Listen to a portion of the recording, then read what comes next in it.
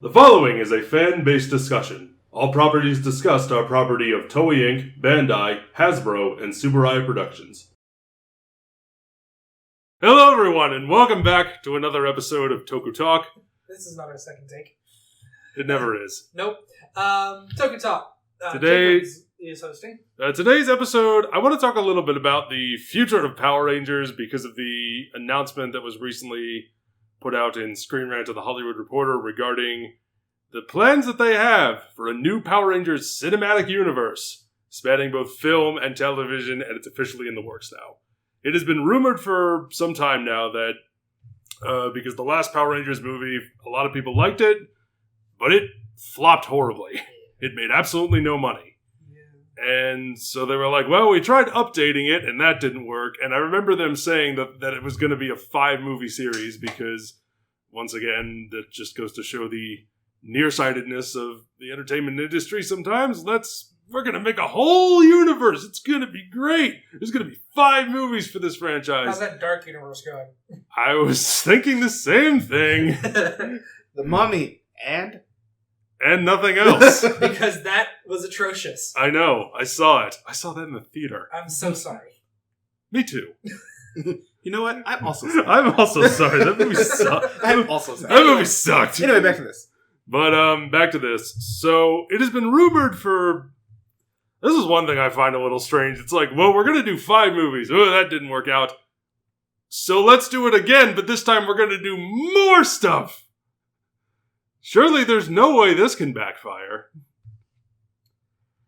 Yeah. We shall see. Paramount has, which is Hasbro is the owner of Power Rangers now.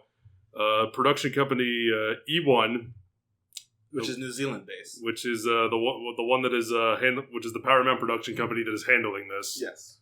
As of now, they are the ones in charge of our new Power Rangers universe. So they are doubling down on this. Yeah. Now, are they doing just a reboot of the 2017 movie where it's the No original? one knows. No, here's the thing. Hold on. Why is this not? There we go. Anyway, continue. So here's what we know so far. The latest Power Rangers reboot is going to be set in the 1990s. Because Captain Marvel did so well.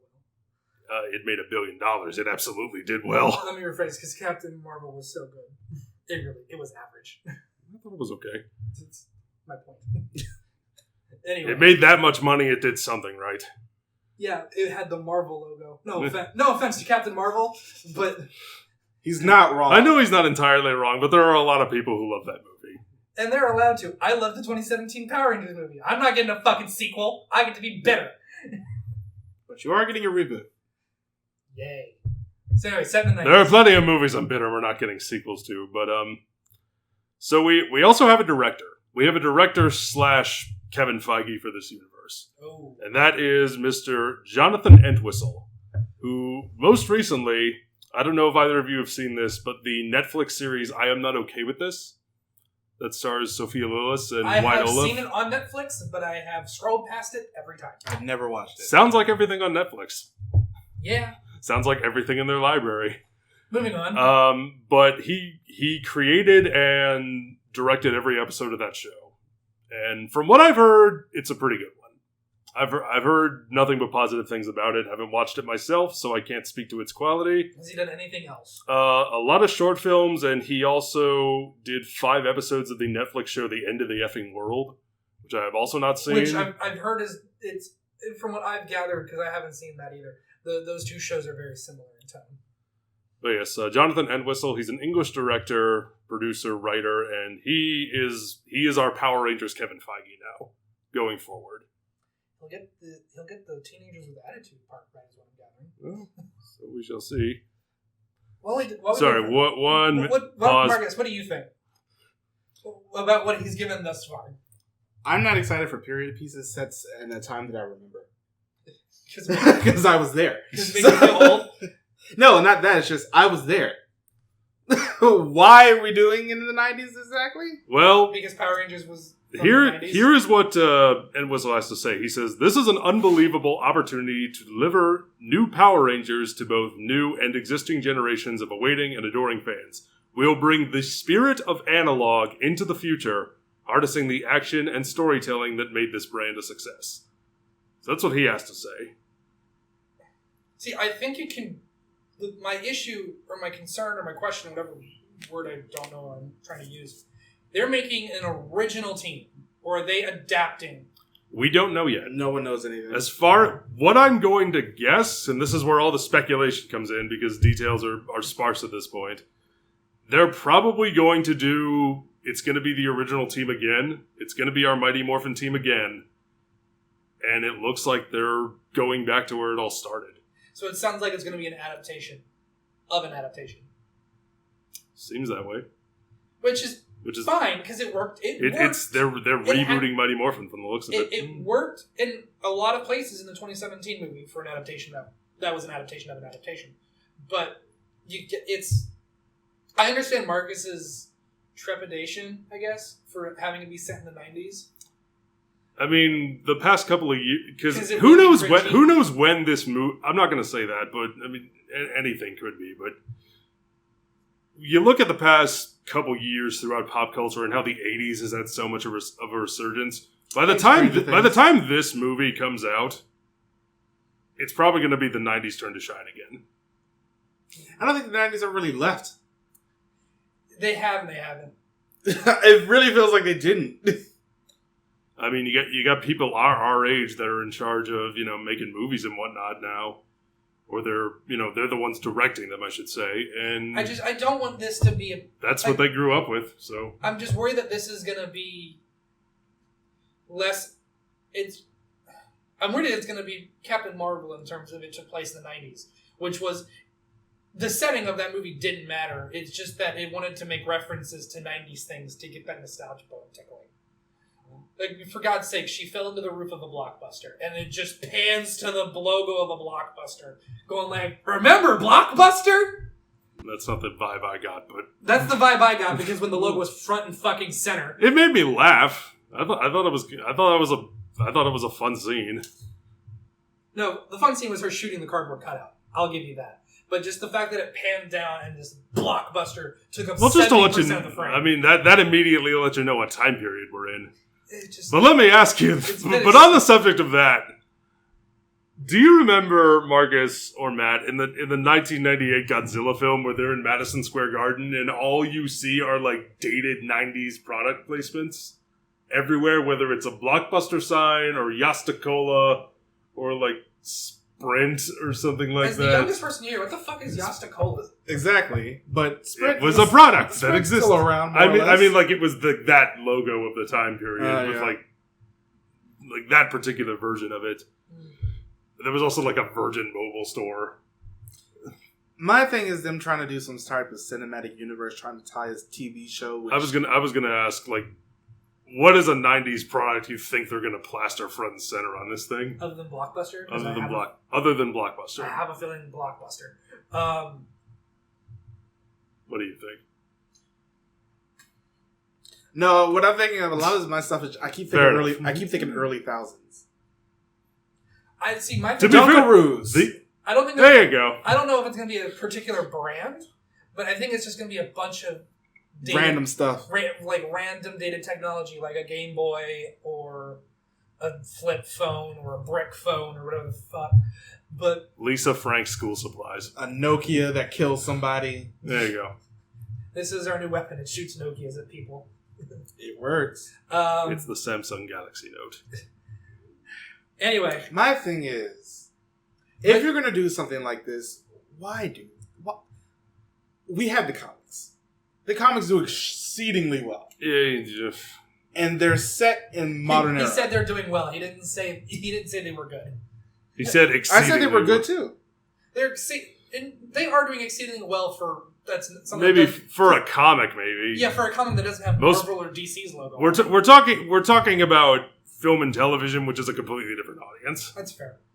I think setting it in the 90s might do more harm than good. Yeah. Because you're trying to introduce the franchise to new people, and these new people aren't going to know what the fuck these things are. So, do you think it would have been better if they... Because, well, I mean, they tried it in modern day and it didn't work. Well, that's because the movie was more people than Ranger. Yeah. No, the setting of that movie is not why the movie failed.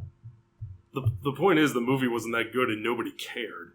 Nobody knew that it was more Ranger, that, whatnot, until they saw it, and nobody saw it. The movie made no money. The movie made no... I think the issue... Honestly, I think one of the main issues with the 2017 movie was the aesthetics. People didn't like the suits when they were released. People didn't like the Zords when they were leaked. If it's... Unfortunately, my thing with Ultraman is something a lot of people have is something is like, if I don't like looking at it, I'm not going to go pay money to go see it. So it just didn't. People kept making the Iron Man comparison with the suits because of the giant light in the chest. People kept comparing it to Marvel. People kept comparing it to this and comparing it to that.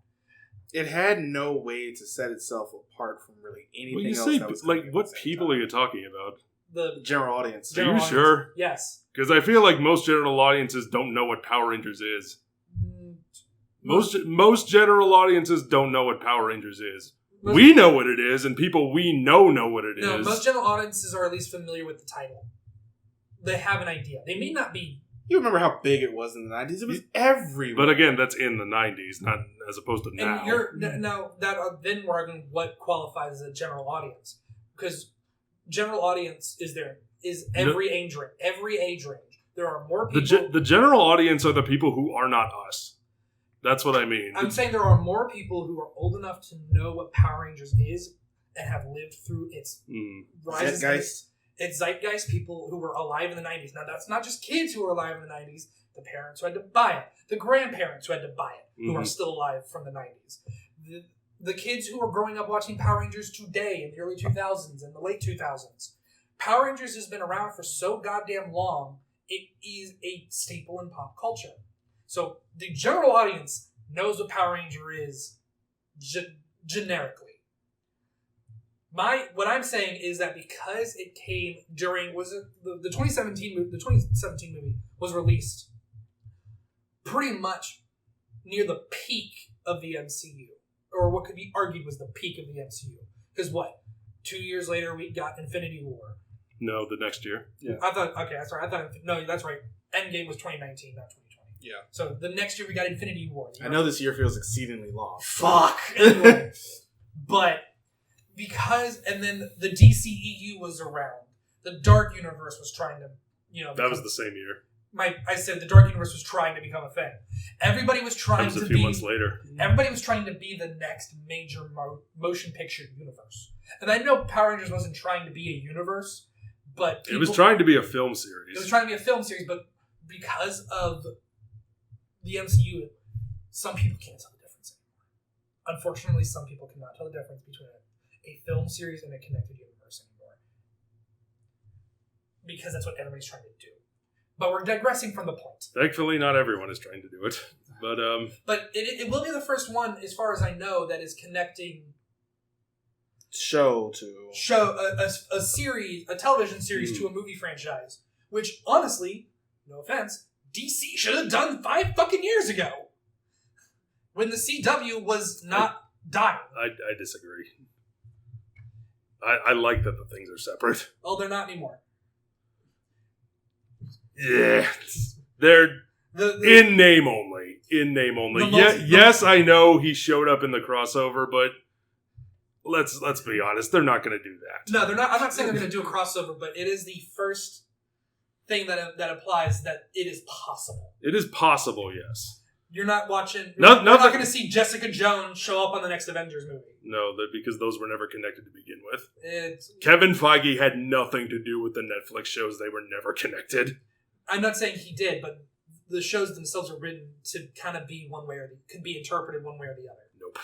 They did mention that. I know they mention it, but that's it. You get name only, and that's it. They were never connected. No, that's what I'm saying is that you can be interpreted either way. Yeah, I disagree. To leave themselves room in case. Fair enough, but I disagree. I want to read a quote, and this is from eOne, which is the production company that's making this. Nick Meyer. He is the president of eOne as well as global television president Michael Lombardo. Jonathan has an incredible creative vision for this iconic and hugely successful franchise. And and is they wrote this thing weird. And is in the hands, is probably what they meant, down to the right architect to join us as we reimagine the television and film worlds of this property. Across our slate, we are looking forward to working with the most talented storytellers as we take on Hasbro's rich fan-favorite brands and build entertainment universes around them. This brings me to what I think is one of the biggest questions I have. Is Dino Fury, could this be the last one? No. What makes you say that? Money. How much money do you really think they're going to make from Quite it? a bit. Okay, but have you seen those those graphs of this property made this much? Because they put it out with Kamen Rider and like DBZ and all of that. True. They put it out there that's specifically for Japan, but it also includes Power Rangers, and that still makes quite a bit of money, and that's just for that market. Mm-hmm. So, I was going to say, do we know how well Beast Morphers is done in the U.S.? I don't know. If I'm talking specifically about U.S. here. I don't know how much, but worldwide as a whole, like the whole world. I don't know how much we've gotten because I don't think we've gotten a fiscal report for that yet. Okay. And especially because also, why do I still seeing like advertisements for Beast Morphers? Isn't it over? The new season just everywhere dropped on else. Netflix. So. Oh, fair enough. The U.S. took forever because Nick. Anyway, no, I see that is another thing. I don't know if they're trying to make it an original thing as opposed to an adaptation of Sentai. That's what I'm wondering, because it's rich fan favorite brands and build entertainment universes around them. Does this mean are we going to stop adapting Sentai for a bit and focus on going back to our old Power Rangers series and rebooting them? And I'll say it again. Money. Because there's a lot of money. There's money to be had in this too. It's cheap to produce. You can tie in the story better when you end up having something like that, because you can work around all the fights and stuff. The main reason why Power Rangers made so much money to begin with is because it was dirt cheap to make. They used the molds from the toys. They didn't have to, change it a bit to suit a more American audience. To suit American audiences, and take out all the sharp edges. Literally, in some cases, because they got stabbed through people. And literally just voice over existing footage and pay. And what they did, back in the 90s was pay the actors dirt cheap for the out of suit scenes. That's why it was so. And kids just ate it up. I was one of them. And so was I. Since I was an infant, for fuck's sake. But let me ask you this: what if? Because you might be thinking of this in the context of they're going to take this Power Rangers and they're going to boot it up to the level of like Watchmen on HBO or Game of Thrones. God, no. Or they're, we're doing it on the maybe Game of Thrones, but only in the last season, with a budget on the line of. With a budget on the line of like the last Power Rangers movie, which had a budget of $100 million. I'm thinking they're still going to try and produce this on the cheap, and it might go straight to Paramount Plus. Is that a thing? Yeah, that's their new streaming service. I have no time for all of these streaming services. We got rid of TV in the first place. Consolidate it, because I'm tired of it. Well, the streaming wars have just begun. Yeah, seriously. I'm thinking they're not going to make this a big budget franchise. They're probably still going to produce it on the cheap, and it's still going to be a connected cinematic universe, but it's just going to be smaller scale. Do you think that's a possibility? No. Why not? Because at least from the movie standpoint, because I can't even begin to speculate about the TV series because I don't know what's coming first, the movie or the series. The movie looks like that. The movie set in the 90s looks like that's going to be what's coming first. Okay, if you are making a Power Rangers movie, I think you're going to need at least $100 million. I don't know. No movie needs to cost $100 million. With the amount of special effects needed, you're going to need that money. You don't need to spend that much. You probably do. No, you don't. Yeah, I feel like you really don't. Because if you want to do something that will actually make people impressed by what they're seeing, you need to go a little bit bigger budget. I'm not saying it's needed. I'm saying that bigwig production company doesn't know, because no bigwig production companies do know how much things cost. Is there a movie that you know of? And I'm not. And if I'm not like saying you can't tell me this, then you're wrong. Is there a movie that you know of that was made for less than $100 million that would have the same level of special effects that Power Rangers would need for District 9? How much was District 9 budget? It was less. I think it was less than $20 million. Now, that movie has incredible special effects, and they are all over the place in that movie. I haven't seen District 9 since it came out. I've never seen the movie. District 9 was made for $30 million. I'd have to rewatch it because, again, I don't know how well those special effects aged because I haven't seen it since 2009, and there are movies from 2012 that have not aged well. And my point is if you want good special effects, you're going to need to pay for the ability to process them and generate them. There is a motto in the world of special effects: fast, good, cheap, pick two. That's the way special effects work from people who have worked in the industry. That's like their motto when it comes to offering their services. And I think the problem, and I absolutely agree with that, I think the problem is that most production companies would pick fast and cheap. And I think that's what happens a lot. Now, District 9 might be the outlier that picked good and cheap. But I think most production companies will pick fast and cheap. My point is you don't need to spend that kind of a money, and like the proof is right there. District 9 is a movie that made a lot of money, and we have so many movies these days that are overspending. You don't need to pay your actor, because a lot of it is coming from actor salaries too. I'll give you that. Actors getting paid these exorbitantly stupid amounts of money, and talent, whether it's on in front of the camera or behind it, is getting paid ridiculous amounts of money that you don't need to spend on them. And if you took that budget, they should be well compensated, I think, but you don't need to spend that much money on them. Robert Downey Jr. doesn't need a $50 million salary. He certainly does not. I don't care how good he is as Iron Man. He doesn't need to spend that much money. And then he probably doesn't. but then the catch-22 is that actors will avoid a movie where they can go to a movie that will pay them more. That's the catch-22. Well, there are 100 billion actors, and I'm probably even lower on that number. But if an actor passes on a role, there's 20 other people out there on the street who will do their job for them and probably do it better. The problem is finding the person. And you throw a quarter into the street, you'll hit 10 people who can do the job. Yeah, you throw it into any cafe in LA, you hit 17 actors on the way. Yeah. Or sorry, finding someone isn't exactly the problem. But then you got to pay the casting director, then you got to pay the director, then you got to pay the. Yeah, my point is you don't need to pay them that much. I mean, that's a you thing. That's. Yes, it is. It is very much a me thing. That is very much how I feel about things. I'm sure Gavin can do all the slow-mo for cheap. There you go. I mean, he did great on Game of Shadows. Never saw it. If I could it's a great moment. Pivot a little bit, getting back to what I was saying about streaming. Do you think? Because I think there's a chance this movie this all might be coming to the streaming, including the first movie. I don't know that they're going to put it in theaters. If theaters are even still around, which I really hope they are. For God's sake, I really hope they are. With the way that the world works right now, it might not be. COVID-19 just ruined that entire industry. Even with them having the most recent Kimetsu no Yaiba movie coming out in Japan and making a shit ton of money in those theaters. But I'm talking about it from a purely U.S. standpoint. Well, I'm talking about the entire world, not just the U.S. Even still.